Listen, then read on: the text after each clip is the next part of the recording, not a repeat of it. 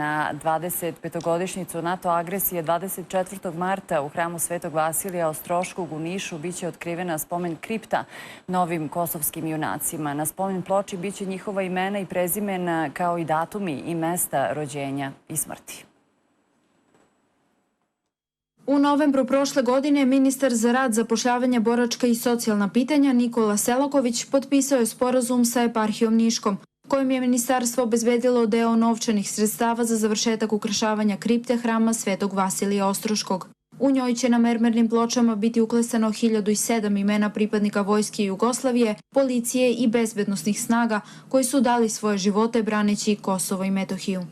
Namenovana i, posvećena Svetome knezu Lazaru i svim kosovskim mučenicima i novomučenicima. I hvala Bogu, kao što možete vidjeti, u toku su radovi na postavljanju spomen ploča i oslikavanju dela, tog pripratnog dela kripte u kome se ploče nalaze. 2017. godine odlučeno je da se spomen kripta podigne u kompleksu hrama Svetog Vasilija Ostroškog u niškom gradskom naselju Duvanište, sagrađenog posle bombardovanja kasetnim bombama 12. maja 1999. godine na dan Svetog Vasilija. Ima jedna, agenda i lepa priča na mestu, takozvanom terenče u sredini naselja. Igrala su se deca i došao je sedokosi starac i zamolio decu da se raziđu sa igrališta.